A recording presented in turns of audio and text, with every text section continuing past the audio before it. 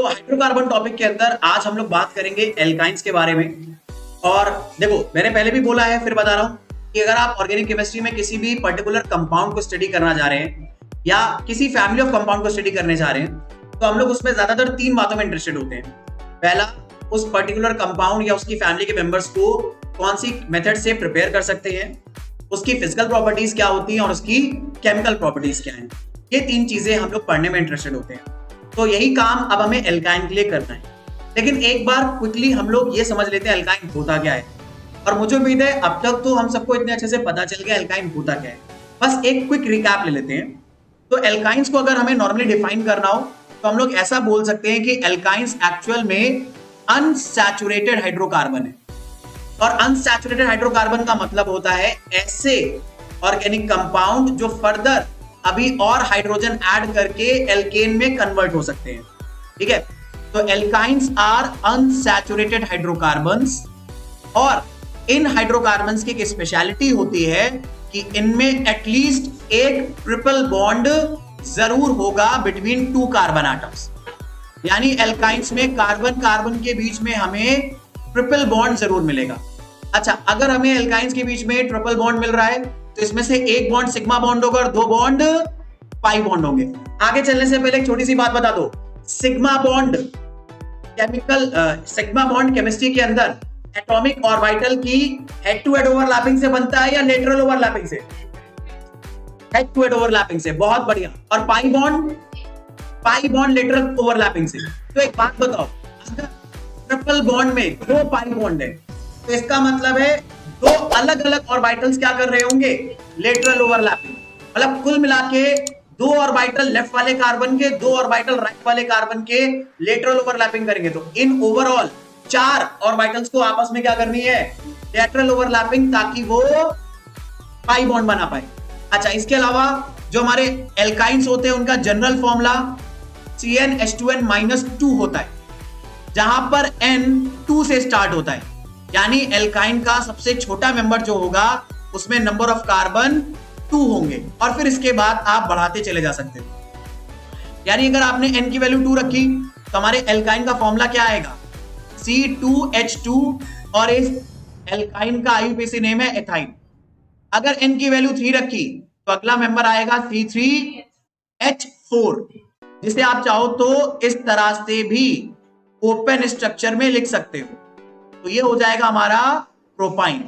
फिर ऐसे ही butyne, pentyne, hexyne सब बनेंगे। पर याद रखने वाली बात ये है कि एल्काइन का सबसे स्मॉलेस्ट मेंबर कौन है? एथाइन। एक कार्बन का एल्काइन हमें नहीं मिल सकता। तो स्मॉलेस्ट बोलो, सिंपलेस्ट बोलो, ठीक है, कि सिंपलेस्ट एल्काइन कौन है? एथाइन। स्मॉलेस्ट एल्काइन कौन है? एथाइन। केमिकल फॉर्मूला C2H6 है, C2H2 है। और स्ट्रक्चर कैसा दिखता है? कार्बन कार्बन के बीच में ट्रिपल बॉन्ड होगा और बाकी बचे एक बॉन्ड को हाइड्रोजन कंप्लीट कर देंगे। देखने से पहले एक छोटी सी बात और देख लेते हैं। जैसे मैंने बताया कि एल्काइन की स्पेशल बात ये होती है कि उनमें कार्बन कार्बन के बीच में ट्रिपल बॉन्ड होता है। तो अब हम लोग एकदम मॉलिक्यूलर लेवल पे ये देखना चाहते हैं कि इस ट्रिपल बॉन्ड का स्ट्रक्चर कैसे होता है। लेकिन ये स्ट्रक्चर निकालने से पहले आप मेरे को एक बात बता दो, अगर एक एल्काइन मैं आपके सामने ड्रॉ करूं और अपना फोकस सिर्फ उन कार्बन पे रखूं जिनके बीच में ट्रिपल बॉन्ड है, और मैं आपसे पूछूं बताओ इस कार्बन का हाइब्रिडाइजेशन क्या है, तो आप क्या बताओगे? इस कार्बन का हाइब्रिडाइजेशन क्या बताओगे? sp।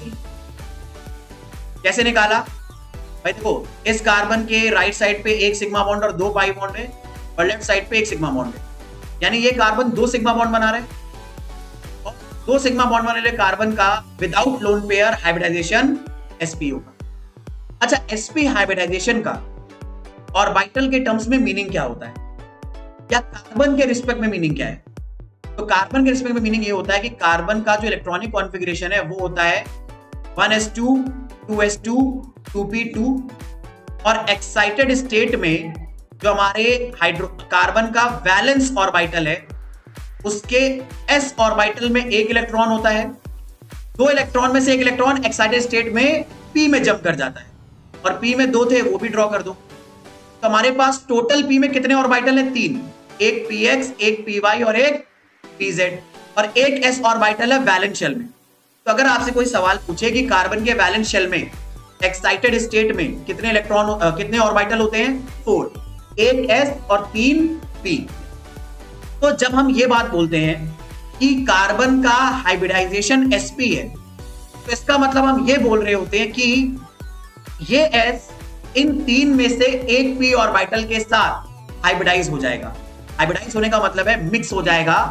तो मिक्स होने के बाद s और p अपनी अपनी प्रॉपर्टी खत्म कर देंगे, बल्कि एक नई प्रॉपर्टी बना देंगे sp हाइब्रिड ऑर्बिटल की। जैसे आप लोगों ने बायो में हाइब्रिड स्पीशीज पढ़ी है ना, हाइब्रिड स्पीशीज कैसे बनती हैं? दो अलग अलग स्पीशीज को मिला के, और उस स्पीशीज की खास बात क्या होती है कि वो जो नई स्पीशीज बनी है उसके प्रॉपर्टीज, उसके ट्रेड्स दोनों स्पीशीज से थोड़े से डिफरेंट होते हैं या मॉडिफाई होते हैं। वही चीज यहां पर ऑर्बिटल में करना है, s और एक p को मिक्स करना है। लेकिन एक बात बता दूं, एक s ऑर्बिटल एक p ऑर्बिटल को मिक्स अगर करोगे तो 2 sp ऑर्बिटल बनेंगे। तो इसीलिए एक कार्बन अगर sp हाइब्रिडाइज है तो उसके पास 2 sp हाइब्रिड ऑर्बिटल होते हैं। वो sp हाइब्रिड ऑर्बिटल यहां पर आपको ऑरेंज कलर से डिनोट करके दिखाए गए।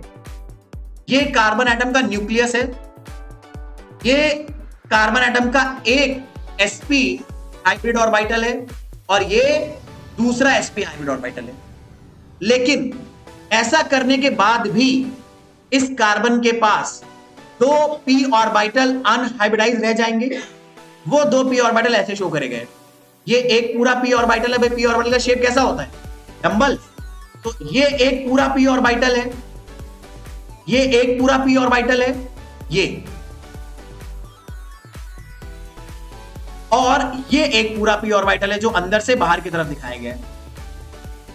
ऐसा ही दूसरे कार्बन के पास भी होगा, क्योंकि दूसरे कार्बन पर भी हाइब्रिडाइजेशन क्या है? sp।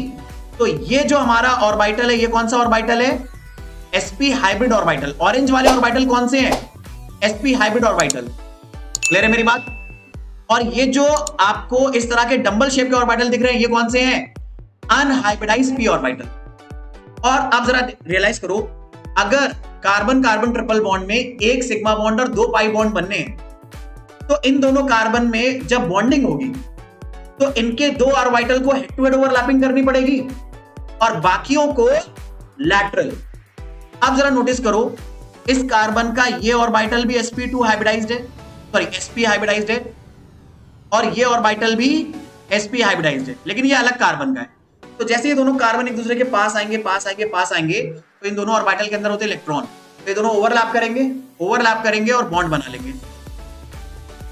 तो ये बॉन्ड एक्चुअल में बना है 2 ऑर्बिटल की हेड टू हेड ओवरलैपिंग से, और हेड टू हेड ओवरलैपिंग से बना है तो कौन सा बॉन्ड बन जाएगा? Sigma bond. तो ये कौन सा बॉन्ड बन गया? Sigma bond. लेकिन सिग्मा बॉन्ड बनने के बाद नोटिस करो, ये जो हमारे पास अनहाइब्रिडाइज्ड p ऑर्बिटल था, अब ये सब मैं हटा देता हूं। ये जो हमारे पास अनहाइब्रिडाइज्ड p ऑर्बिटल था लेफ्ट वाले कार्बन के पास, और ये जो अनहाइब्रिडाइज्ड ऑर्बिटल था राइट वाले कार्बन के पास, ये दोनों एक दूसरे के पैरेलल हैं। तो जैसे ये दोनों एक दूसरे के पैरेलल एक दूसरे को दिखेंगे, और इन p ऑर्बिटल में भी तो एक एक इलेक्ट्रॉन है ना। जरा नोटिस करो, कार्बन के पास एक्साइटेड स्टेट में p ऑर्बिटल में एक एक इलेक्ट्रॉन है ना, अनहाइब्रिडाइज्ड ऑर्बिटल में भी। तो इन दोनों में एक एक इलेक्ट्रॉन हमारे पास प्रेजेंट होगा, और हमें पता है एक ऑर्बिटल स्टेबल हो जाता है अगर उसके पास 2 इलेक्ट्रॉन हो। तो ये दोनों ऑर्बिटल अपने अंदर 2 इलेक्ट्रॉन करने के लिए क्या करेंगे? आपस में फ्यूज हो जाएंगे, आपस में मिक्स हो जाएंगे, या आपस में ओवरलैप कर लेंगे। लेकिन इनकी मजबूरी है, इन्हें लैटरल ओवरलैपिंग करनी पड़ेगी, क्योंकि पहले ही sp hybrid orbital head to head overlapping कर चुका है। तो अब ये दोनों p ऑर्बिटल इस तरह से लैटरल ओवरलैपिंग करेंगे, तो ये एक पाई बॉन्ड बन गया। तो ये देखो, ये पाई बॉन्ड के क्लाउड के इलेक्ट्रॉन ऊपर में भी है और नीचे भी है। और ऐसे ये जो p ऑर्बिटल था जो प्लेन के बाहर और अंदर की तरफ था, अरे ये भी तो लैटरल ओवरलैपिंग कर सकते हैं। यानी ये p ऑर्बिटल ऐसे थे, ऐसे, तो ये भी क्या कर सकते हैं? लैटरल ओवरलैपिंग कर सकते हैं। तो इन्होंने अब 2 p ऑर्बिटल कैसे ओवरलैपिंग कर रहे हैं? वर्टिकली। और 2 p ऑर्बिटल कैसे ओवरलैपिंग कर रहे हैं? हॉरिजॉन्टली। तो एक पाई बॉन्ड यहां पर भी बनेगा, सेकंड पाई बॉन्ड। तो जरा ध्यान से देखो, अगर मैं इन सारे पाई ऑर्बिटल्स को मिक्स कर दूं, ज्वाइन कर दूं, तो ये शेप कैसी बन रही है? ये कोई जानी पहचानी शेप दिख रही है? कैसी शेप? Cylinder shape. यानी यहां पर पाई इलेक्ट्रॉन का जो क्लाउड है एल्काइन में, वो किस शेप में प्रेजेंट होता है? लगभग सिलेंड्रिकल शेप में। 100% सिलेंड्रिकल नहीं है, लेकिन ये उससे मैच करती हुई शेप है, इसलिए उसको सिलेंड्रिकल शेप भी बोलते हैं। और कितने पाई बॉन्ड है यहां पर? 2 पाई बॉन्ड। लेकिन क्या दोनों पाई बॉन्ड एक ही जगह पर है? नहीं, एक है वर्टिकल और दूसरा है हॉरिजॉन्टल। दोनों एक दूसरे को डिस्टर्ब नहीं करेंगे। लेकिन 2 पाई बॉन्ड होने की वजह से एल्काइन की इलेक्ट्रॉन डेंसिटी पाई इलेक्ट्रॉन की बहुत ज्यादा हो गई है। किससे? एल्कीन से। तो अगर इलेक्ट्रॉन डेंसिटी ज्यादा हो गई है, ठीक है, इलेक्ट्रॉन डेंसिटी यहां पर क्या हो गई है? बहुत ज्यादा, और ये बिल्कुल एल्कीन की तरह है। तो जैसे एल्कीन एडिशन रिएक्शन दे रहा था, न्यूक्लियोफाइल को ऐड कर रहा था, वैसे एल्काइन भी करेगा। पर आपको एक बात बता दूं, एल्काइन की रिएक्टिविटी एल्कीन से कम होती है। क्यों? क्योंकि एल्काइन में जो पाई इलेक्ट्रॉन का क्लाउड है वो कैसा है? सिलेंड्रिकल। सिलेंड्रिकल इलेक्ट्रॉन क्लाउड कैसा होगा? सिमेट्रिकल होगा शेप में, और सिमेट्रिकल चीजें ज्यादा स्टेबल होती हैं। इसीलिए एल्काइन एल्कीन से थोड़े से क्या होते हैं? कम रिएक्टिव। लेकिन रिएक्शन करने का अगर मौका मिलेगा तो एल्कीन से ज्यादा रिएक्शन करेंगे। क्यों? क्योंकि एल्कीन के पास सिर्फ एक पाई बॉन्ड है तोड़ने के लिए, पर एल्काइन के पास 2 है। तो स्लो रिएक्ट करेगा, वायलेंटली नहीं, लेकिन ज्यादा बार करेगा। आई होप ये आइडिया क्लियर हो रहा है सारे बच्चों को। तो ये ट्रिपल बॉन्ड का मॉलिक्यूलर स्ट्रक्चर और ऑर्बिटल डायग्राम समझ में आ रहा है? बहुत इंपॉर्टेंट है समझने के लिए। अब अगर ये कॉन्सेप्ट क्लियर है तो हम लोग अपना डिस्कशन आगे बढ़ा सकते हैं। अब देखो, एल्काइन में हमें सबसे पहली चीज वही पढ़नी है कि हम लोग एल्काइंस को प्रिपेयर कैसे करते हैं। How do we prepare alkyne? तो एल्काइन का प्रिपरेशन बड़ा सिंपल है। देखो एक बात बताता हूं, ज्यादातर जो बड़े एल्काइंस होते हैं, बड़े एल्काइंस का मतलब है ऐसे एल्काइन जिनमें नंबर ऑफ कार्बन 2 से ज्यादा है, या फिर नंबर ऑफ कार्बन ज्यादा है, तो इन एल्काइंस को ना एथीन की हेल्प से ही बनाया जाता है। मैंने क्या बोला, समझ में आई बात? कि नॉर्मली हम लोग जो ज्यादा कार्बन वाले एल्काइन होते हैं, इन्हें हम लोग एथीन की हेल्प से ही बनाते हैं। तो हमारा प्राइमरी फोकस क्या होगा? एथीन बनाना। और एथीन को बनाने का लैब में या फिर इंडस्ट्री में एक सबसे आसान और बढ़िया और टिकाऊ तरीका है, वो है कैल्शियम कार्बाइड की हेल्प से। कैल्शियम कार्बाइड जो कंपाउंड होता है उसका केमिकल फॉर्मूला है CaC2। CaC2 एक आयनिक कंपाउंड है जिसमें Ca के ऊपर +2 चार्ज होता है। C2 एक पूरा कंबाइंड होता है जिसमें 2 कार्बन आपस में जुड़े होते हैं और इनके ऊपर 2- चार्ज होता है। C2 2- का जो स्ट्रक्चर होता है वो कुछ ऐसा होता है, कार्बन कार्बन के बीच में ट्रिपल बॉन्ड है, और एक कार्बन के ऊपर इधर नेगेटिव चार्ज और एक कार्बन के ऊपर इधर नेगेटिव चार्ज। तो टोटल कितना चार्ज आ गया? 2- आ गया। बच्चों को दिख रहा होगा एथीन आते हुए। बस इस माइनस की जगह पे हमें क्या लगाना है? हाइड्रोजन। तो वो हाइड्रोजन कहां से लगता है? वाटर से लगता है। तो कैल्शियम कार्बाइड की जैसे ही रिएक्शन हम वाटर से कराएंगे तो वाटर के पास क्या है? H+ और OH-। तो खुद सोचो, OH किसके पास रिएक्शन करने भागेगा? कैल्शियम के पास, क्योंकि कैल्शियम पे कैसा चार्ज है? पॉजिटिव। और हाइड्रोजन किसके पास भागेगा? कार्बन के पास। तो हाइड्रोजन जब कार्बन से कंबाइन होगा वाटर का तो बना लेगा C2H2, क्योंकि इधर भी हाइड्रोजन जुड़ेगा और इधर भी। और कैल्शियम के पास 2+ का चार्ज है तो 2 OH- को अपने साथ बॉन्ड करेगा और क्या बना लेगा? CaOH2। तो इस तरह से हम लोग क्या बना लेते हैं? एथाइन बना लेते हैं। लेकिन कैल्शियम कार्बाइड लैब में ऐसा नहीं कि रखा पड़ा मिलता है, बनाना पड़ता है। कैसे बनाते हैं? तो देखो, कैल्शियम का जो कार्बोनेट है वो बड़े आराम से हमें मार्केट में मिलता है। चौक ले लो, मार्बल ले लो, सब में क्या होता है? Calcium carbonate. उससे जैसे ही आप हीट करते हो तो कैल्शियम ऑक्साइड अलग हो जाता है और कार्बन डाइऑक्साइड अलग हो जाता है। हम लोग कैल्शियम कार्बाइड एक्चुअली में बनाते हैं कैल्शियम कार्बोनेट से। तो कैल्शियम कार्बोनेट को हीट करोगे तो क्या बनेगा? कैल्शियम ऑक्साइड और कार्बन डाइऑक्साइड। इस कैल्शियम ऑक्साइड को अगर आप चारकोल के साथ बर्न कर दो, चारकोल या कार्बन के साथ बर्न कर दो, तो क्या बन जाएगा? ठीक है, कैल्शियम कार्बाइड बन जाएगा। और अगर कैल्शियम कार्बाइड बन गया तो कैल्शियम कार्बाइड की रिएक्शन जैसे ही वाटर से कराओगे क्या बन जाएगा? CaOH बन जाएगा। आई hope everyone is getting this idea. इसके अलावा हमारे जो एल्काइन होते हैं उन्हें बनाने का दूसरा तरीका विसिनल डाइहैलाइड से होता है। कई बच्चों को विसिनल डाइहैलाइड याद आ गए होंगे, अगर याद नहीं है तो फिर मैं बता देता हूं। विसिनल डाइहैलाइड ऐसे कंपाउंड्स को बोलते हैं जिनमें एडजेसेंट कार्बन्स के ऊपर हेलोजन लगाओ। ठीक है, तो विस्नल डाइहैलाइड जैसे यहां पर आपको एग्जांपल में दिया है, ये देखो विस्नल डाइहैलाइड है, इसमें एडजेसेंट कार्बन पे क्या लगे हुए हैं, ब्रोमीन लगे हुए हैं, हेलोजन लगे हुए ना, तो ये विस्नल डाइहैलाइड है। विस्नल डाइहैलाइड से अगर मेरे को एल्काइन बनाना है तो एक बड़ा सिंपल तरीका है, सबसे पहले इसका रिएक्शन हम कराते हैं अल्कोहलिक क्यूवेट से। तो मुझे उम्मीद है कुछ बच्चों को याद आ रही होगी ये रिएक्शन। ठीक है, हम लोगों ने रिएक्शन एल्कीन में पढ़ी थी कि अगर मान लो मेरे पास कोई एल्किल हैलाइड है और अगर उसकी रिएक्शन अल्कोहलिक क्यूवेट से करे तो हेलोजन जिस कार्बन से जुड़ा होता है उसे हम लोग बोलते हैं अल्फा कार्बन और उसके बगल वाले कार्बन को बीटा कार्बन। तो अल्कोहलिक क्यूवेट के जो के महाशय होते हैं ये अल्फा कार्बन से हेलोजन उड़ा ले जाते हैं और OH बुरा मानकर हाइड्रोजन उड़ा ले जाता है। तो कार्बन ये अल्फा और बीटा वाले गुस्सा जाते हैं, कहते हैं अरे मेरे सारे बॉन्ड तोड़े दे रहे। तो ये अपना गुस्सा शांत करने के लिए खुद आपस में क्या कर लेते हैं, एक और नया बॉन्ड बना लेते। तो पहले इनके बीच में सिंगल बॉन्ड था, बाद में डबल बॉन्ड आ गया। इस तरह से क्या बन गई, एल्कीन बन गई। लेकिन इस एल्कीन बनने के प्रोसेस में हुआ क्या, नोटिस करने वाली बात, अल्फा कार्बन से कौन सा बॉन्ड टूटा, हेलोजन, और बीटा कार्बन से कौन सा बॉन्ड टूटा, हाइड्रोजन। तो अगर मैं इस कंपाउंड की रिएक्शन अल्कोहलिक क्यूवेट से कराऊंगा तो क्या वही कहानी दोबारा रिपीट होगी, वही पुरानी कहानी कि इन दोनों में से किसी को भी अल्फा बोल सकते हो। मान लो मैं इसको अल्फा बोल रहा हूं तो बगल वाले को क्या बोल दूंगा, बीटा। तो अल्कोहलिक क्यूवेट बिना कोई भेदभाव करे अल्फा कार्बन से क्या उड़ाएगा, ब्रोमीन, और बीटा कार्बन से हाइड्रोजन। तो अल्फा कार्बन से अगर ब्रोमीन उड़ा, बीटा कार्बन से हाइड्रोजन उड़ा, तो इन दोनों के बीच में डबल बॉन्ड आ गया। लेकिन इस बीटा कार्बन के पास अभी भी क्या बच गया, ब्रोमीन, और अल्फा कार्बन के पास अभी भी क्या बच गए, दो hydrogen. Can you see that? तो अगर अभी भी मेरे पास एक अल्फा कार्बन के पास ब्रोमीन और बीटा के पास हाइड्रोजन, तो फिर से H और Br निकाला जा सकता है। पर अब एक बात बताता हूं, एल्कोहलिक क्यूवेट में इतना दम नहीं होता कि वो एल्कीन के अल्फा कार्बन से Br और बीटा से हाइड्रोजन निकाल ले। तो हमें एल्कीन से भी पावरफुल कोई चीज लानी पड़ती है, और एल्कीन से पावरफुल बेस लाना पड़ता है, टू बी मोर स्पेसिफिक, और वो हम लाते हैं NaNH2।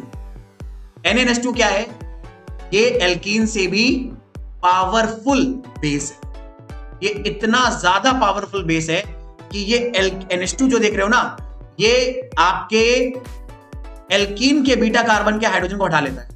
तो NH2 इस हाइड्रोजन को हटा लेगा और Na किसे हटा लेगा, Br को। तो NaBr बन जाएगा, और NH2 को अगर आपने एक और हाइड्रोजन दे दिया तो NH3 बन जाएगा। तो माइनस लगा, यहां पर माइनस का मतलब ये दोनों चीजें बाहर निकल जाएंगी, और अगर बाहर निकल गई तो H और Br के जाने की वजह से अल्फा और बीटा कार्बन के बीच में फिर से एक और नया बॉन्ड आ जाएगा। तो ये कैसा बॉन्ड आ गया, ट्रिपल बॉन्ड आ गया, और ट्रिपल बॉन्ड आने से क्या बन गई, एल्काइन बन गई। तो यहां पर एल्काइन कितने स्टेप में बनी है मेरा बेटा, 2 स्टेप में। क्या हुए 2 स्टेप, पहले अल्कोहलिक क्यूवेट ने एक एल्कीन बनाया, फिर NaNH2 ने क्या करा, पूरा एल्काइन बनाया। तो अगर मान लो ये दोनों स्टेप एक ही साथ दे दिए जाए तो आप सीधे क्या करना, दोनों हेलोजन हटा देना और दोनों हाइड्रोजन, और ट्रिपल बॉन्ड लगा देना सीधे। ज्यादातर ये रिएक्शन एक साथ ही कराई जाती है। I hope everyone is getting this idea. What I meant to say एक एग्जांपल से समझते हैं। जैसे मानिए मैंने आपको एक इस तरह का विस्नल डाइहैलाइड दे दिया,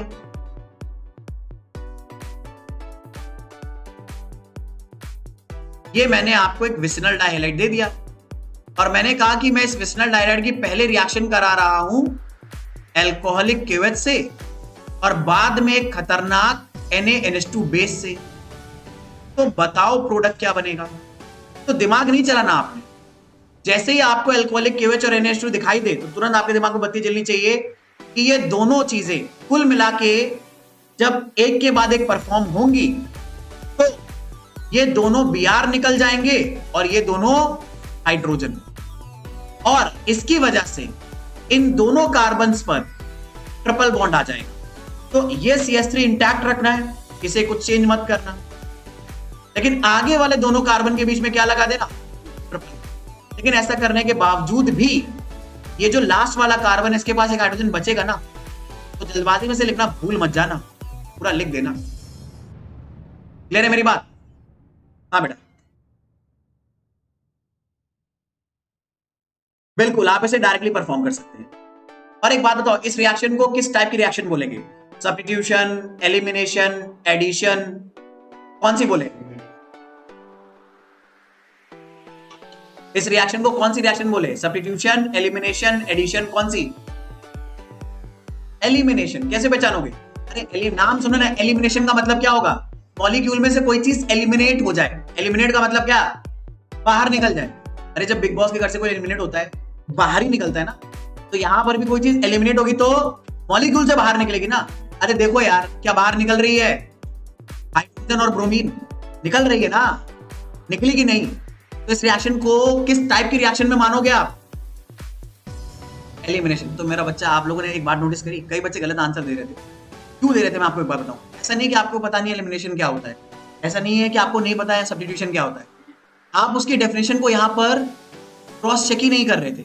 आपका दिमाग आपको बहका रहा था कि कुछ सर ने पूछा है बोल दो, तो हमारे दिमाग में जो पहला थॉट आ रहा है हम वो बोल दे रहे हैं। आपने नोटिस करा, आप उस जगह पे दिमाग बिल्कुल, जिन बच्चों ने गलत आंसर दिया वो बच्चे बिल्कुल दिमाग नहीं चला रहे। सबको पता है एलिमिनेशन क्या होता है, बड़ी सिंपल सी चीज है। अगर आप गलत आंसर दे रहे थे तो आप बस नोटिस नहीं कर रहे थे, डेफिनेशन फॉलो नहीं कर रहे थे। और इसी चीज की मेरा बच्चा आपको हैबिट डालनी, इसी चीज की आदत डालनी है कि किसी भी सवाल का जवाब दिमाग चलाकर देना है। जो कॉन्सेप्ट हमने पढ़े हैं उनकी हेल्प से देना है, ना कि हमारा दिमाग जो पहला थॉट हमारे लिए अंदर ले आए वो बोल देना है। ठीक है? तो इस चीज को अगर आप हैबिट में ले आए तो ट्रस्ट मी, पहली बात तो पढ़ना आपके लिए बड़ा आसान हो जाएगा। ठीक है? मार्क्स बड़े अच्छे आने लगेंगे, और लाइफ में आगे जो और आपको स्किल्स डेवलप करनी है वो और जल्दी और आसानी से डेवलप होंगी, क्योंकि सारी स्किल्स इसी फंडामेंटल पर बेस्ड होती है कि आप जो भी चीज देख रहे हो, समझ रहे हो, उसको दिमाग लगा के देखो, समझो। तभी तो आपसे बोला जाता है कि develop your IQ. IQ develop करने का मतलब क्या होता है कि जो भी सिचुएशन है, भले चाहे वो मैथ साइंस से रिलेटेड ना हो, बट आप उस सिचुएशन को रिजॉल्व करने के लिए अपना दिमाग लगाए। ठीक है? तो मैथ साइंस में तो और लगाना पड़ेगा। हाँ बेटा, कौन सी स्लाइड? सबसे पहली स्लाइड। अरे भाई, आज मेरे पास टाइम बहुत कम है।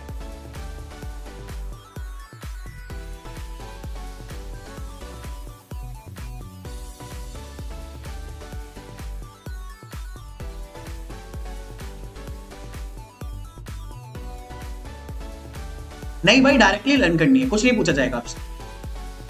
ये रिएक्शन आप डायरेक्टली लर्न कर लो, nobody is going to ask you anything. ठीक है? चल, कोई दिक्कत, कोई परेशानी तो नहीं? अच्छा, अब पता है एज ए स्टूडेंट आपके दिमाग में बत्ती जलनी चाहिए। इस सर एक बात बताइए, जब आपने NaNH2 खतरनाक वाला बेस इस्तेमाल ही करना था तो बाद में क्यों करा? पहले ही कर लेते। क्यों पहले उसको बहला फुसला रहे KOH से? तो NaNH2 क्या कर लेगा? सीधे दोनों निकाल देगा। तो यस, बिल्कुल अलाउड है। आप चाहो तो सीधे क्या कर सकते हो? NaNH2 को इस्तेमाल कर सकते हो। तो हमने ऐसे क्यों पढ़ा?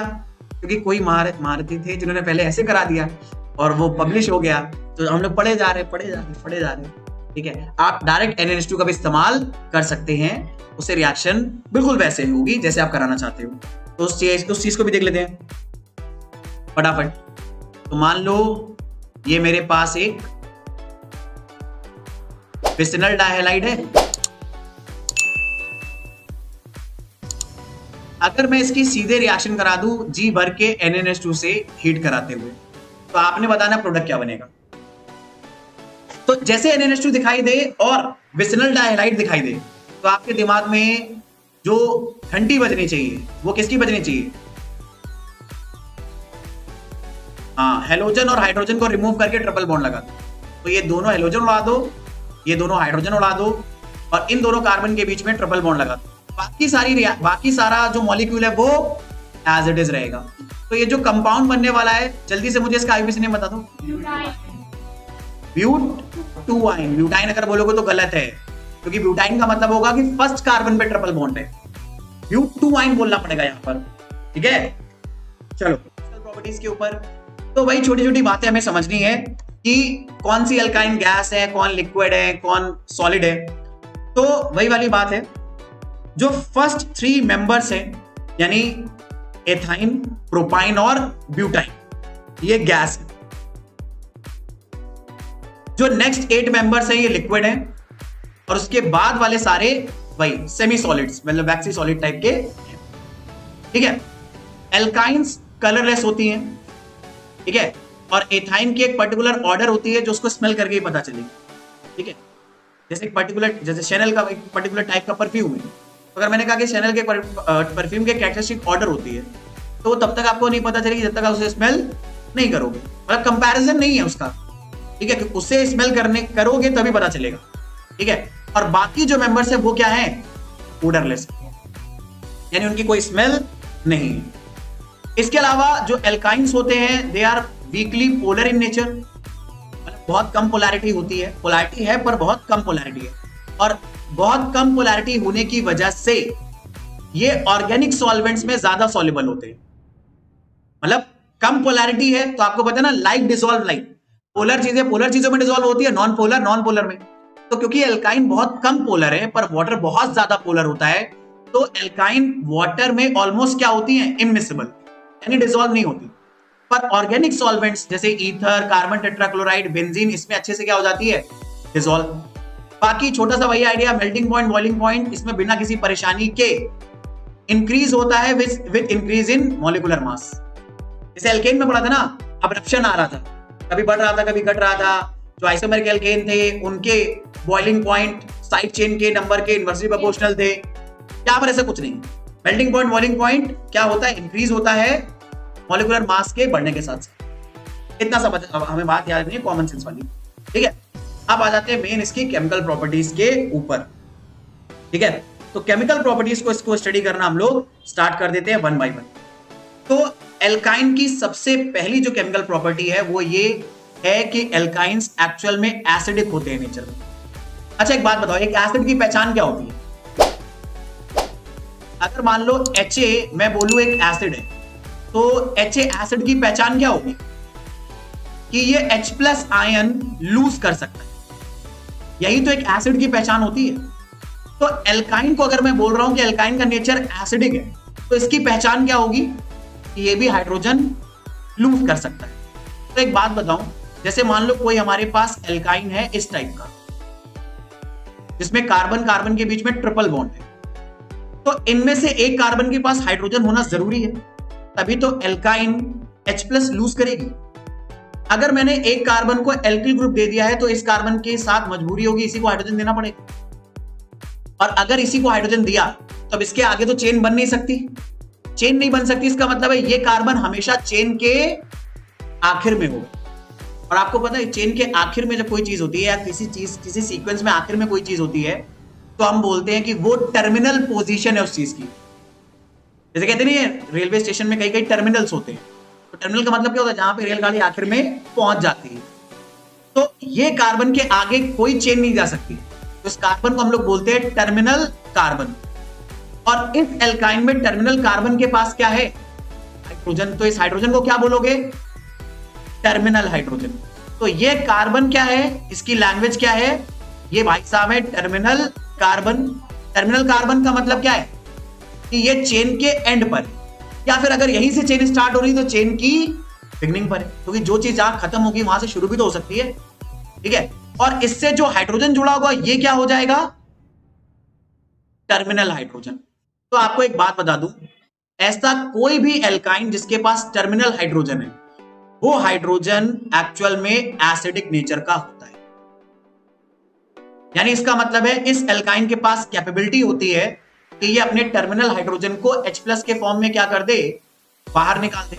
तो अगर ये H+ निकलेगा तो ये जो कार्बन है इसके ऊपर क्या चार्ज आ जाएगा, माइनस। H+ निकलने का मतलब क्या है, H+ निकलने का मतलब है कि इस कार्बन और हाइड्रोजन के बीच में जो बॉन्ड बनाने वाले इलेक्ट्रॉन थे, वो इलेक्ट्रॉन कौन अपने पास ले गया, कार्बन। और कार्बन इलेक्ट्रॉन अपने पास तभी ले जा सकता है जब इसकी इलेक्ट्रोनेगेटिविटी हाइड्रोजन से ज्यादा हो। तो लेट मी टेल यू, ये जो कार्बन है ना, ये sp हाइब्रिडाइज कार्बन है ना। बोल, आपको एक बात याद रखनी है कि इलेक्ट्रोनेगेटिविटी ऑफ कार्बन, वो कार्बन जो sp3 हाइब्रिडाइज होता है ना, उसकी सबसे कम होती है। यानी एल्केन्स के कार्बन की इलेक्ट्रोनेगेटिविटी सबसे कम होती है, उससे ज्यादा इलेक्ट्रोनेगेटिविटी एल्कीन के sp2 हाइब्रिडाइज कार्बन की होती है। और सबसे ज्यादा इलेक्ट्रोनेगेटिविटी sp हाइब्रिडाइज कार्बन यानी एल्काइन वाले कार्बन की होती है। और ये एल्काइन वाला कार्बन अगर sp हाइब्रिडाइज्ड है तो इसकी इलेक्ट्रोनेगेटिविटी सबसे ज्यादा है इन तीनों में। तो ये हाइड्रोजन के इलेक्ट्रॉन को भी अपने साथ ले लेगा और खुद क्या बना लेगा, RC ट्रिपल बॉन्ड C। अब जब ये दोनों इलेक्ट्रॉन इस कार्बन पर माइग्रेट करेंगे तो इनमें से एक इलेक्ट्रॉन कार्बन का अपना है और दूसरा हाइड्रोजन का।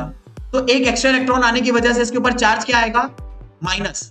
पर इलेक्ट्रॉन कितने आएंगे इसके पास, तो एक उसका अपना और एक हाइड्रोजन का। तो इसके नीचे आप 2 पॉइंट डिनोट करते हो जो ये बता दें कि यहां पे 2 इलेक्ट्रॉन, ठीक है।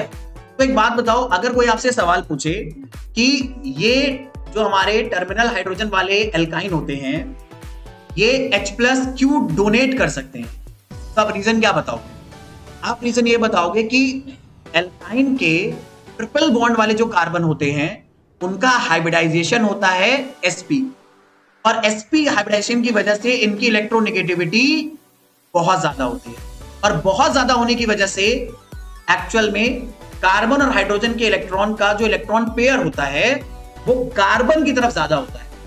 तो जैसे उस कार्बन को हम मौका देते हैं कि तुम भैया इलेक्ट्रॉन लेकर भाग जाओ, वो क्या होता है, तुरंत हाइड्रोजन का इलेक्ट्रॉन लेकर भाग जाता है और इस चक्कर में H+ रिलीज हो जाता है। लेकिन ये अपने आप H+ लेकर नहीं भागेगा। एक बात बताओ, एक एसिड अपने आप H+ देता है क्या? नहीं। या तो जब उसे वाटर में डिसॉल्व करोगे तब देगा, या जब उसके पास क्या लेकर आओगे, कोई बेस लेकर आओगे तब देगा ना। तो ये एल्काइंस भी अपने आप हाइड्रोजन अपना नहीं देते कि वो खड़े हैं मैदान में, ले जाओ बट रहा है। ना ना ना, ये अपना हाइड्रोजन कब देंगे, जब आप इनके पास कोई बेस लेकर आओगे।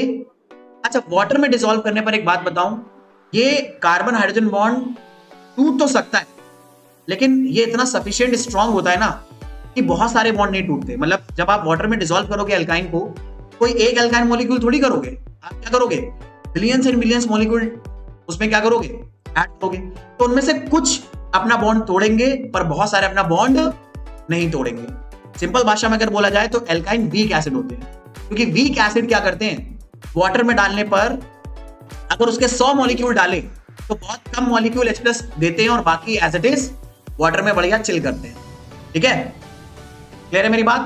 तो इसी तरह से आप अगर एल्काइन का एसिडिक नेचर क्रॉस चेक करना चाहते हो तो एल्काइन की रिएक्शन अगर सोडियम मेटल, जो कि बहुत ज्यादा रिएक्टिव मेटल होता है, अगर उससे कराओ, या सोडामाइड जो कि अभी मैंने बताया था NaNH2 जो कि बहुत ही तगड़ा बेस होता है, तो उसके साथ ये रिएक्शन करते हैं।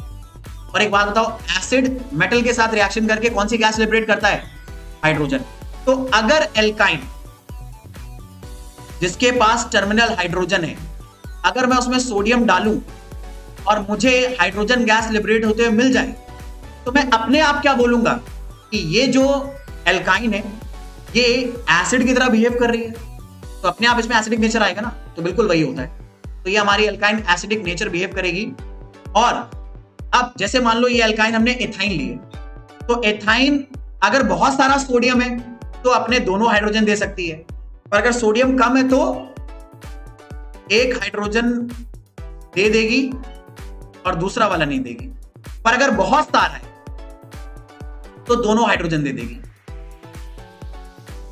क्लियर है मेरी बात? कोई दिक्कत, कोई परेशानी तो नहीं? अच्छा, रिएक्शन बैलेंस नहीं है उसके बारे में टेंशन मत लीजिएगा। पर अगर मान लीजिए मेरे पास एथाइन की बजाय प्रोपाइन, तो प्रोपाइन में ये जो लेफ्ट वाला ट्रिपल बॉन्ड वाला कार्बन है, इसके पास तो हाइड्रोजन है ही नहीं। तो अगर मैंने इसकी सोडियम से रिएक्शन कराई तो सोडियम कौन सा हाइड्रोजन निकालेगा, सिर्फ ये वाला हाइड्रोजन निकाल पाएगा। अभी क्या करा था, सोडियम ने यह हाइड्रोजन भी निकाला था और उसमें जरूरत से ज्यादा होने की वजह से यह हाइड्रोजन भी निकाल दिया था और दोनों कार्बन पे माइनस चार्ज आ गया था। और यहां पर सोडियम क्या कर पाएगा, सिर्फ राइट वाले हाइड्रोजन हटा पाएगा। और सिर्फ अगर राइट वाला हाइड्रोजन आएगा तो प्रोडक्ट क्या बनेगा, CH3C ट्रिपल बॉन्ड। अब देखो, एसिड अगर सॉल्ट के साथ मेटल के साथ रिएक्शन करता है तो अपना हाइड्रोजन H2 में के फॉर्म में रिलीज करता है और खुद एनायन में कन्वर्ट होके मेटल के साथ सॉल्ट बना लेता है। ये बन गया। तो ये हमारा पर्टिकुलर कंपाउंड बन जाएगा। इनको हम लोग बोलते हैं एसिड, मतलब ये जो ऊपर ये जो C- वाला आया था इसे बोलते हैं एसिटेनलाइड। एसिटिनालाइड, क्योंकि मतलब एसिटिलीन के ऊपर कैसा चार्ज आ गया था, माइनस, तो हमने उसके नाम का एंड किससे करा, आईडीई से, ठीक है। और इस कार्बन के ऊपर माइनस चार्ज है, इसका मतलब इसके पास इलेक्ट्रॉन है। तो अगर इसके पास इलेक्ट्रॉन है तो एक बात बताओ, ये न्यूक्लियोफाइल की तरह काम करेगा, इलेक्ट्रोफाइल की तरह? न्यूक्लियोफाइल का मतलब होता है इसे न्यूक्लियस चाहिए यानी पॉजिटिव चार्ज चाहिए, और इलेक्ट्रोफाइल का मतलब होता है इसे इलेक्ट्रॉन चाहिए यानी नेगेटिव चार्ज चाहिए। तो अगर इस एल्काइन के नेगेटिव आयन के ऊपर माइनस चार्ज है तो ये न्यूक्लियोफाइल की तरह काम करेगा, इलेक्ट्रोफाइल की तरह? अरे न्यूक्लियोफाइल की तरह काम करेगा ना, क्योंकि इसके ऊपर खुद नेगेटिव चार्ज है, तो ये क्या चाहेगा, पॉजिटिव चार्ज। और पॉजिटिव चार्ज को अपनी तरफ अट्रैक्ट करने वाली चीज को न्यूक्लियस लविंग या न्यूक्लियोफाइल बोलेंगे। और जैसे मैंने आपको याद करो शुरुआत में बोला था कि हम लोग कोई भी ऐसा एल्काइन जिसमें नंबर ऑफ कार्बन ज्यादा हैं उससे हमेशा एथीन की हेल्प से बनाते हैं। तो देखो एथीन की हेल्प से कैसे बनाएंगे, लेट मी टेल यू, ठीक है, उसे मैं बताऊं।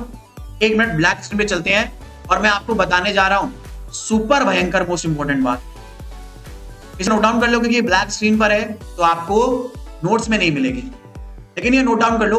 हालांकि पूछी कम जाती है बट आपको पता ज्यादा होना चाहिए, क्योंकि पूछने के जाने के चांसेस थोड़े से ज्यादा रहते हैं यूपी बोर्ड में। सीबीएसई में कम पूछा जाता है, लेकिन समझ लो आइडिया क्या है मैं आपको बताऊं। देखो कहानी ये है कि अगर मैंने कैल्शियम कार्बाइड की रिएक्शन वाटर से कराई तो बताओ क्या बनेगा, एथाइन बनेगा और साथ में कैल्शियम हाइड्रोक्साइड बनेगा। अब इस एथाइन को अगर मैं थोड़े कम सोडियम के साथ रिएक्शन करूं तो क्या होगा, तो एसिड और मेटल के बीच की रिएक्शन होगी और ये एसिड अपना एक हाइड्रोजन खत्म कर देगा या निकाल देगा, क्योंकि मैंने बोला सोडियम कम था। अगर सोडियम ज्यादा होता तो क्या होता, दोनों निकल जाते। अभी मैंने कम लिया है, तो अगर कम लिया है तो एक हाइड्रोजन निकल जाएगा और वो कार्बन जो हाइड्रोजन निकालेगा उसके ऊपर माइनस चार्ज आएगा और उसको बैलेंस कौन करेगा, Na+, और साथ में क्या निकल गया, हाइड्रोजन। अभी ये रिएक्शन बैलेंस नहीं है, कोई बात नहीं, हमें बैलेंस, मैंने आपको पहले ही बोला ऑर्गेनिक केमिस्ट्री में हमारा ज्यादा इंटरेस्ट क्या होता है, रिएक्शन को कराने में, रिएक्शन के प्रोडक्ट और रिएक्टेंट को जानने में, ना कि उसे बैलेंस करने में, क्योंकि बैलेंस करना हमें आता है, ठीक है। अब देखो जरा सुनना मेरी बात, मैंने आपको बताया था ये जो एनायन बना है ये एक टाइप का क्या है, न्यूक्लियोफाइल है। अच्छा आप ध्यान से मेरी बात सुनिएगा, अगर मान लीजिए मेरे पास एक ये कंपाउंड है CH3, थोड़ा सा मैं इसको और किनारे लिखता हूं। अगर मान लीजिए मेरे पास कंपाउंड है CH3 CH2 Br, तो ध्यान से देखो यहां पर Br और कार्बन आपस में बॉन्डेड है और Br और कार्बन में Br की इलेक्ट्रॉन नेगेटिविटी ज्यादा होती है। तो एक बात बताओ, Br के ऊपर नेगेटिव चार्ज होगा या पॉजिटिव, इलेक्ट्रॉन नेगेटिव होने की वजह से Br के ऊपर नेगेटिव चार्ज होगा और कार्बन के ऊपर पॉजिटिव। और अब मान लो मैं इस कंपाउंड की रिएक्शन इस पर्टिकुलर नेगेटिव चार्ज वाले एनायन से कर दूं, तो इसके पास नेगेटिव चार्ज है, इसको क्या चाहिए, पॉजिटिव चार्ज। एक बात बता दो, इस मॉलिक्यूल में इस कंपाउंड को, इस नेगेटिव चार्ज वाले एनायन को पॉजिटिव चार्ज कहां मिलेगा, कार्बन पे या ब्रोमीन पे, कार्बन पे। तो ये किसकी तरफ अट्रैक्ट होगा, कार्बन की तरफ, और अट्रैक्ट होने का मतलब है ये कार्बन के साथ बॉन्ड बनाना चाहेगा, तो ये कार्बन के साथ इधर बॉन्ड बनाना चाहेगा। लेकिन अगर ये कार्बन एक नया बॉन्ड बनाएगा तो इसे पुराना बॉन्ड तोड़ना पड़ेगा, तो ये ब्रोमीन के साथ अपना बॉन्ड तोड़ देगा। और अगर ब्रोमीन के साथ आपने ये बॉन्ड तोड़वा दिया तब देखो ये CH3 अपनी जगह है, उससे आगे क्या बॉन्डेड है, CH2, कोई दिक्कत कोई परेशानी तो नहीं। लेकिन इस CH2 से अब क्या बॉन्ड करना है हमें, ये वाला कार्बन, और ये कार्बन आगे किससे बॉन्डेड है, ट्रिपल बॉन्ड CH से।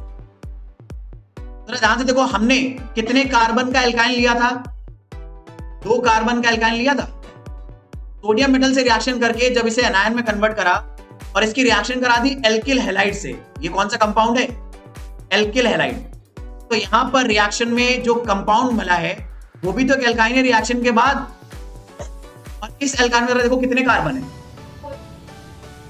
तो मैंने 2 कार्बन के एल्काइन से कितने कार्बन का एल्काइन बना दिया, 4 का बना दिया। मैंने कहा था ना कि हम लोग एथाइन से ही क्या करते हैं, ज्यादा नंबर कार्बन वाले एल्काइन बनाएंगे। तो एथाइन से अगर ज्यादा नंबर वाले एल्काइन वाले कार्बन बनाने, आप ज्यादा कार्बन वाले एल्काइन बनाने, तो आप कौन से 2 स्टेप करोगे, पहले एथाइन की रिएक्शन किससे करोगे, सोडियम से, जरूरत के हिसाब से। अगर आपको एक हाइड्रोजन हटाना है तो एक हटाना, और दो हटाने हैं तो दो हटाना, ठीक, जरूरत के हिसाब से। फिर इसके बाद आप क्या करोगे, उसकी एक पर्टिकुलर एल्किल हैलाइड से रिएक्शन कर दोगे, और एल्किल हैलाइड से रिएक्शन करोगे तो जो हेलोजन जिस कार्बन पर बॉन्डेड था उस कार्बन से हमारा ये एनायन, एल्काइन से बनने वाला एनायन बॉन्ड कर जाएगा, और बाकी Br को कौन लेकर जाएगा, Br को देखो यहां पर Na प्लस भी तो रहा होगा, जो मैंने जानबूझ के लिखा नहीं था, Na के साथ Br निकल जाएगा, और इस तरह से आपका एल्काइन क्या हो जाएगा, ज्यादा नंबर ऑफ कार्बन वाला बन जाएगा। क्या ये आइडिया समझ में आया, ज्यादा नंबर कार्बन वाला एल्काइन कैसे बनाना है? पक्का? एक और इसकी प्रैक्टिस कर लेते हैं बेटा, ठीक है। जैसे मान लो मैंने आपसे कहा कि मुझे एथाइन से, सुनना मेरी बात, मुझे एथाइन से बनाना है, मुझे एथाइन से बनाना है ब्यूट 2 आइन, तो बनाओ। एथाइन से अगर मैंने कहा ब्यूट 2 आइन बनाना है तो पहले काम करो, इन सबके स्ट्रक्चर आराम से बना लो। एथाइन का स्ट्रक्चर क्या होता है, CH ट्रिपल बॉन्ड CH, और ब्यूट 2 आइन का क्या होगा, CH3 C triple bond C CH3, ये हो गया। तो एक बात समझो, एथाइन से अगर ब्यूटाइन बनाना तो छोटी छोटी बातें ऑब्जर्व करो। एथाइन में कितने कार्बन, 2, और ब्यूटाइन में कितने कार्बन, 4। पर एक बात नोटिस करो, ये जो 4 कार्बन लगे इनमें ट्रिपल बॉन्ड के लेफ्ट में कार्बन लगाए और कार्बन लगाए। तो अगर आपको एथाइन से ये बनाना है तो इसका मतलब है एक बार इस हाइड्रोजन को हटाकर इसकी जगह पे क्या लगाना है, CH3, और एक बार इस हाइड्रोजन को हटाकर इसकी जगह पे क्या लगाना है, CH3। यानी यहां पर एथाइन में राइट वाला हाइड्रोजन भी हटाना है और लेफ्ट वाला भी। तो वो कैसे हटाएंगे सोचना।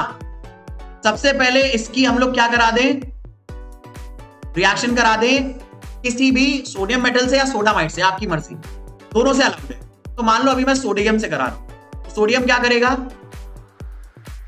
ये एक हाइड्रोजन निकाल देगा। अभी मान लो मैंने कम लिया, एक हाइड्रोजन हटा देगा और इसे इस एनायन में कन्वर्ट कर देगा, और जिस हाइड्रोजन को मैंने हटाया उसकी जगह मेरे को लगाना क्या है, CH3 लगाना है। तो मुझे इस पर्टिकुलर एल्काइन की रिएक्शन कायदे से करानी चाहिए एक ऐसे एल्किल हैलाइड से जिसमें CH3 पर क्या जुड़ा हो, कोई हेलोजन, क्योंकि अगर CH3 पे कोई हेलोजन जुड़ा हो तो हेलोजन पे नेगेटिव चार्ज और कार्बन पर पॉजिटिव चार्ज।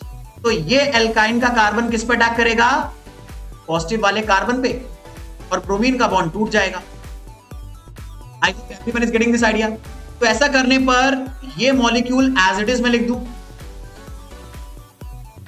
और इस मॉलिक्यूल का जो लास्ट वाला कार्बन था, इस एनायन का जो लास्ट वाला कार्बन था, उससे क्या बॉन्ड हो जाएगा, CH3, और Br को कौन लेकर अलग हो जाएगा, NaBr। लेकिन अभी क्या बना है ये प्रोपाइन, पर क्या हमें प्रोपाइन बनाना था, नहीं, हमें क्या बनाना है, ब्यूट 2 आइन। तो प्रोपाइन से ब्यूट 2 आइन बनाने के लिए ये हाइड्रोजन भी किससे रिप्लेस करना है, CH3 से। तो कैसे करें, सबसे पहले इसकी रिएक्शन किससे करा दें, सोडियम से। तो सोडियम इस हाइड्रोजन को हटा देगा और इस कार्बन पर क्या ले आएगा, नेगेटिव चार्ज। क्या ये बात समझ में आई? और फिर ये जो कंपाउंड है इसी की रिएक्शन किससे करा दे, CH3Br से। तो ये कार्बन इस CH3 के ऊपर अटैक करेगा और Br को बाहर निकाल देगा, NaBr बाहर निकल जाएगा और इस कार्बन से CH3 बॉन्ड हो जाएगा। तो क्या स्ट्रक्चर बन जाएगा, CH3C triple bond C CH3। तो वही सोडियम एल्किल हैलाइड के साथ खेल खेलते रहो, और जो भी आपको एल्काइन बनाना है डिजायर्ड, वो एल्काइन आप बना सकते हैं। लेकिन आपकी ऑब्जर्वेशन स्किल बहुत अच्छी होनी चाहिए।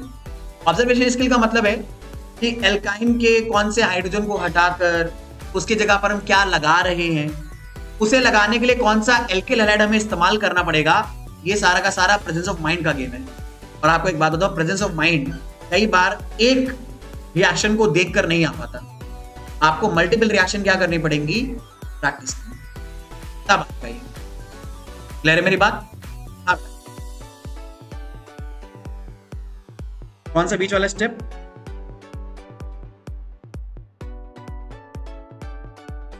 ये वाला, ये वाला,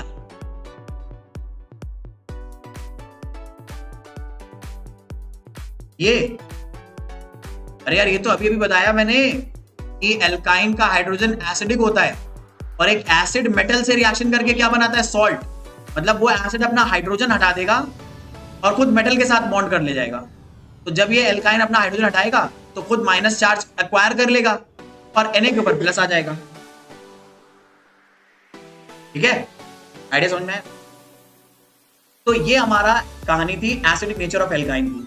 अच्छा याद रखना, सिर्फ कौन से एल्काइन एसिडिक हो सकते हैं, टर्मिनल, क्योंकि टर्मिनल एल्काइन में ही एक ऐसा कार्बन होगा जिसके पास ट्रिपल बॉन्ड से जुड़े हुए कार्बन के पास हाइड्रोजन होगा, और ट्रिपल बॉन्ड से जुड़े हुए कार्बन के पास जब हाइड्रोजन होगा तभी वो एसिडिक हो सकता है। ठीक है, चलो। इसके अलावा एल्काइंस एडिशन रिएक्शन बिल्कुल वैसे ही परफॉर्म करता है जैसे एल्कीन करता था, बस फर्क ये है कि एल्काइन में क्योंकि 2 पाई बॉन्ड होते हैं तो एल्काइन 2 बार क्या करेगा, चीजों को ऐड करेगा। ठीक है, जैसे आपको याद है एल्कीन में हम लोग जब वाटर ऐड करते थे तो एक कार्बन को क्या मिल जाता था, H, और एक कार्बन को क्या मिल जाता था, OH। लेकिन एल्काइन में क्या करोगे, यही वाटर कितनी बार ऐड करोगे, 2 बार। ठीक है, यही वाटर आपने कितनी बार ऐड करना है, 2 बार, क्योंकि जब पहली बार ऐड करोगे तो एक पाई बॉन्ड टूटेगा और जब दूसरी बार ऐड करोगे तो दूसरा पाई बॉन्ड टूटेगा, और जिस पर आपने OH ऐड करा था उसी पे करना है, तो आगे घबराने की जरूरत नहीं है। मार्कोनिकॉफ रूल अपने आप वहां फॉलो हो जाएगा। लेकिन बस एक छोटी सी बात रखनी है कि अगर एक ही कार्बन पे 2 OH आते हैं ना तो ये बहुत अनस्टेबल होता है। क्यों? क्योंकि ऑक्सीजन के पास होते हैं लोन पेयर, तो अगर एक ही कार्बन पे 2 OH होंगे तो ये लोन पेयर एक दूसरे के बहुत पास होंगे, और लोन पेयर में होते हैं भरे हुए इलेक्ट्रॉन। इलेक्ट्रॉन होता है नेगेटिव चार्ज, तो नेगेटिव चार्ज एक दूसरे को क्या करेगा, रिपेल।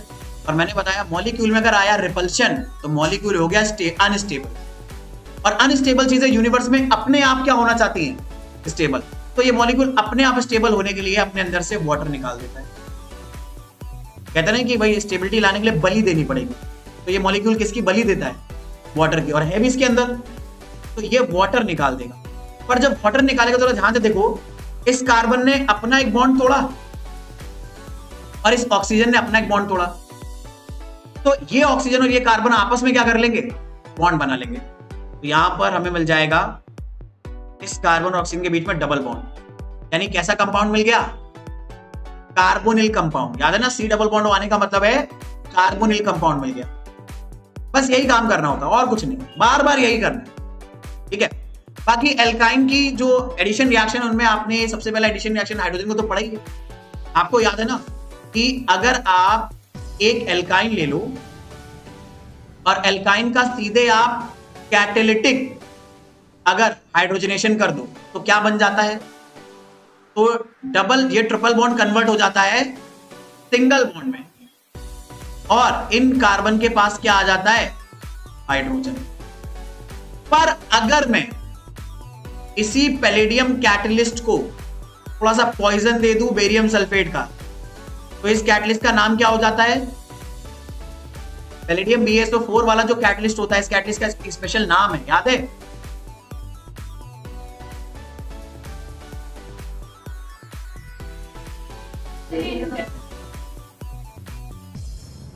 नाम नहीं भूलना है भैया। जैसे अरिजीत सिंह के सॉन्ग के लिरिक्स याद है ना, वैसे इन कैटलिस्ट के नाम याद रखो। और लिंडस कैटलिस्ट याद आती है आपके दिमाग में घंटी क्या बजनी चाहिए कि दोनों हाइड्रोजन सेम साइड पर ऐड होंगे और सिस एल्कीन बनेगा।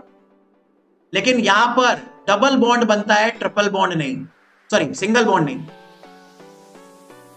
और इसकी बजाय अगर मैंने सोडियम इन लिक्विड अमोनिया ले लिया या लिथियम इन लिक्विड अमोनिया ले लिया तो क्या होगा, तो दोनों हाइड्रोजन अपोजिट साइड पर ऐड होंगे और ट्रांस एल्कीन बनेगा, अगर पॉसिबल है तो। याद आ गया ना, भूल गए थे क्या इतनी जल्दी, लिंडस कैटलिस्ट मैंने बोला था इतना इंपॉर्टेंट है, फिर भी भूल गए। ठीक है, अब एक बात बता दो, अगर मान लीजिए मेरे पास प्रोपाइन है, प्रोपाइन क्या मान लो मेरे पास ब्यूट-2 आइन है, तो अगर ब्यूट-2 आइन की रिएक्शन मैंने हाइड्रोजन से कराई प्लैटिनम कैटलिस्ट के बेसिस पे, जल्दी से बताओ प्रोडक्ट क्या बनेगा, ब्यूटेन ट्रिपल बॉन्ड कन्वर्ट हो जाएगा सिंगल बॉन्ड।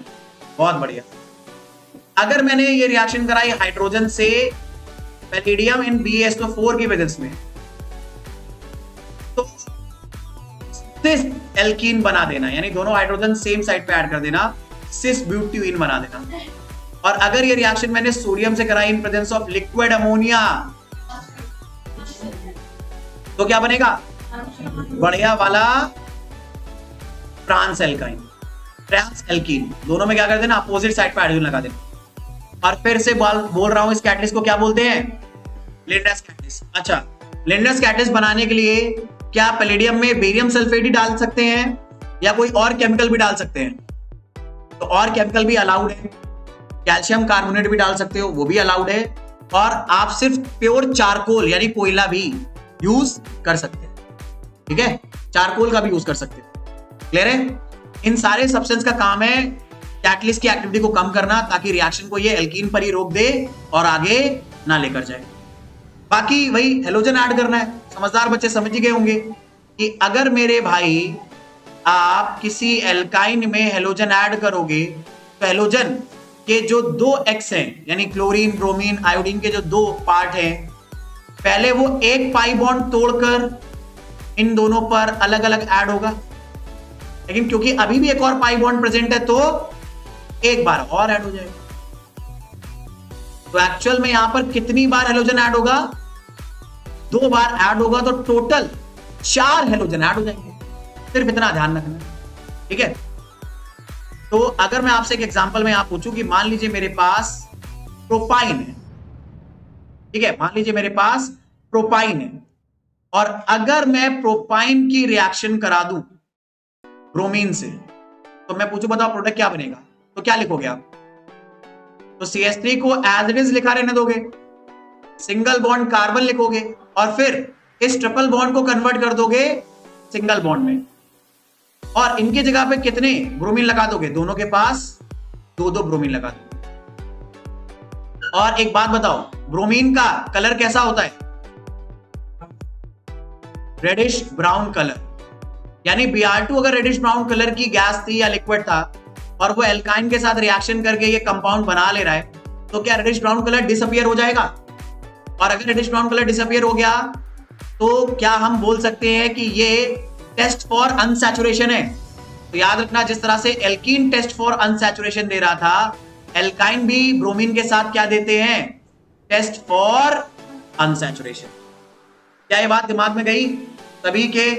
बाकी अगला वही HX अगर ऐड करोगे, हाइड्रोजन हैलाइड, तो एक बात बताओ, याद करो, अगर आप एल्कीन में हाइड्रोजन हैलाइड ऐड करते थे तो कौन से रूल से ऐड करते थे? मार्कोनिकॉफ रूल से। तो H+ और X- अगर मैं इस अनसिमेट्रिकल एल्काइन में ऐड करूं तो हेलोजन किसे देंगे और हाइड्रोजन किसे देंगे? हाइड्रोजन उस कार्बन को दोगे जिसके पास लेस नंबर ऑफ हाइड्रोजन है। किसके पास है? 1 और 2 में से 2 के पास। तो इसको आपने हाइड्रोजन दिया और दूसरे वाले को क्या दे दिया आपने? हेलोजन। लेकिन इस चक्कर में एक पाई बॉन्ड तोड़ दोगे तो ट्रिपल बॉन्ड सिंगल बॉन्ड में, डबल बॉन्ड में कन्वर्ट हो जाएगा। लेकिन अभी भी क्योंकि एक पाई बॉन्ड प्रेजेंट है तो फिर से क्या करोगे? HX ऐड कर सकते हो। अब X किसको दोगे? अब यहां पर X किसको दोगे आप? ठीक है, अब यहां पर तो दोनों के पास बराबर बराबर हैलाइड, दोनों के पास बराबर बराबर हाइड्रोजन हो गए, तो दोनों के पास बराबर बराबर हाइड्रोजन हो गए, तो अब हैलाइड किसको दोगे? तो सिंपल सा रूल याद रखना, जिसको पहले दिया था उसी को देना, जिसको पहले दिया था उसी को देना। इसके पीछे रीजन क्या होता है? इसके पीछे रीजन होता है इसकी मैकेनिज्म, जिसमें कार्बोकैटायन की स्टेबिलिटी का कॉन्सेप्ट आएगा। ठीक है, तो ज्यादा बेटर आपको पूरी मैकेनिज्म डिस्कस नहीं करनी है, तो जिसको आपने हैलाइड पहले दिया था उसी को बाद में भी दे देना, राजी खुशी। आप ऐसे याद रखना, जिसको पहले हैलाइड दिया था उसी को देना है, तो ये बन जाएगा। तो ये बताओ, ये जेमिनल डाइहैलाइड है या विसिनल डाइहैलाइड है? तो ये जेमिनल डाइहैलाइड। क्या पकड़ में आई? किसी को बुरा लगा तो बताओ, याद रखोगे? अच्छा, आप ऐसे ही मान लो, हाँ बेटा, नहीं ना? तो ऐसे ही मान लो, अगर मान लो मुझे वाटर ऐड करना है, तो वाटर को कैसे ऐड करोगे? मान लो अगर अनसिमेट्रिकल एल्काइन है, भाई सिमेट्रिकल में तो हेडेक नहीं, किसी को भी H दो, किसी को भी OH दो। पर अगर अनसिमेट्रिकल एल्काइन में वाटर ऐड करना है तो वही मार्कोनिकॉफ रूल, H प्लस और OH माइनस में। OH माइनस किसको दोगे? याद रखना, नेगेटिव वाली चीज उस कार्बन को दी जाती है जिसके पास लेस नंबर ऑफ हाइड्रोजन। क्या आपके दिमाग की बत्ती जली? लेकिन अभी भी एक और पाई बॉन्ड है, और फिर से अगर आपने H2O ऐड करा तो H और OH किसको दोगे? तो जिसे OH दिया था उसी को OH दे दो। तो एक ही कार्बन के पास दो OH आ गए और एक ही कार्बन के पास दो OH, बहुत ही समस्या वाली बात है। तो अपनी समस्या का निवारण कैसे करेगा? वाटर निकाल के। तो जब वाटर निकालेगा तो ये कार्बन महाशय इस ऑक्सीजन महाशय के साथ एक और नया बॉन्ड बना लेंगे। क्यों? क्योंकि ये दोनों एटम अपना एक एक बॉन्ड तोड़ रहे हैं। तो कंपाउंड क्या आएगा? RCOCH3। तो ये कंपाउंड एल्डिहाइड है, कीटोन है, कार्बोक्सिलिक एसिड है, एस्टर है, कौन है? कीटोन है। कीटोन है, यानी हम लोग एल्काइन से क्या बना सकते हैं? कीटोन। एल्काइन से क्या बना सकते हैं? कीटोन। तो अगर आपसे कोई पूछे कल को एल्काइन से कीटोन बनाओ, तो आपके दिमाग में कौन सी रिएक्शन आनी चाहिए? कि हम एल्काइन की रिएक्शन कराएंगे वाटर से। अच्छा एक बात होता, तो वाटर से डायरेक्टली रिएक्शन नहीं करा, हम लोग वाटर का जो सोर्स होता है ना, वो होता है HgSO4 in presence of H2SO4। हम लोग क्या लेते हैं? मर्क्यूरिक सल्फेट लेते हैं इन प्रेजेंस ऑफ H2SO4, और इसी को कई बुक्स में आलसी लोग ऐसे लिख देते हैं Hg2+ एंड H+। तो आपको ध्यान रखना है, अगर ये सिंबल भी आ जाए तो इस सिंबल का मतलब क्या है? इस सिंबल का मतलब है ये दोनों चीजें कंबाइंड HgSO4 H2SO4 है, और इनसे आने क्या वाला है? वाटर। और ये वाटर एल्काइन में 2 बार ऐड होगा, और मार्कोनिकॉफ रूल से ऐड करना है। और इसके साथ साथ जब दोबारा ऐड करोगे एल्कीन बनने के बाद, तो जिस कार्बन को पहले OH दिया था उसी कार्बन को बाद में OH दोगे। क्या ये बात समझ में आई? क्या ये आइडिया समझ में आया सारे बच्चों को? तो मेरा बच्चा एक काम करो, मुझे जल्दी से बना के दे दो एसीटोन किसी एल्काइन से। अब ये सवाल वो बच्चे बड़े आराम से कर लेंगे जिन्हें पता है एसीटोन का केमिकल फॉर्मूला क्या होता है। पर अगर आपको ये नहीं पता एसीटोन का केमिकल फॉर्मूला क्या है, तो आप सर खुजाते रहेंगे, पर ये प्रॉब्लम सॉल्व नहीं होगा। तो इसीलिए मैं आपसे बोल रहा था, ऑर्गेनिक केमिस्ट्री पे हर वो बच्चा बड़ी आराम से कमांड कर लेता है जिसे ये पता होता है कि केमिकल कंपाउंड के नेम से उसका स्ट्रक्चर कैसे बनाना है, और स्ट्रक्चर से उस कंपाउंड का नेम कैसे बनाना है। तो एसीटोन क्या हो जाएगा? CH3COCH3। यानी ये आपको किसी एल्काइन से बनाना है। तो किस एल्काइन से बनाना प्रेफर करोगे? तो ना नोटिस करो, आप जितने भी कार्बन का एल्काइन लेते हो, बिना उसके कार्बन के नंबर में घटा या बढ़ी हुए कीटोन बन जाता है। कहीं पर कार्बन को हमने घटाया बढ़ाया नहीं, सिर्फ वाटर ऐड करते गए ना। यानी अगर मुझे 3 कार्बन का कीटोन बनाना है, 3 कार्बन का कीटोन बनाना है, तो एल्काइन में भी कितने कार्बन होने चाहिए? 3 ही होने चाहिए। और 3 कार्बन का जो हमारा एल्काइन है वो क्या हो जाएगा? प्रोपाइन। बिना सोचे समझे आप आराम से बता सकते हैं। लेकिन इसमें रिएक्शन किससे कराओगे? मेरे भाई वाटर मत लिखना, आप क्या लिखोगे? HgSO4 in presence of H2SO4, या अगर आप भी थोड़े से आलसी हो तो आपको अलाउड है क्या लिखना? Hg2+ and H। मैकेनिज्म में भी बिल्कुल इंटरेस्ट मत लो, पैटर्न में इंटरेस्ट लो, क्योंकि पैटर्न ज्यादा जरूरी है, क्योंकि फुल प्रूफ पैटर्न। ठीक है, कोई दिक्कत कोई परेशानी तो नहीं। पहले इस पे कमांड कर लो, फिर टाइम बचा तो मैकेनिज्म को भी डिस्कस करेंगे। कॉन्सेप्ट पकड़ में आ गया? तो इस तरह से हम लोग वाटर वगैरह क्या कर सकते हैं, एल्काइन के अंदर ऐड कर सकते हैं।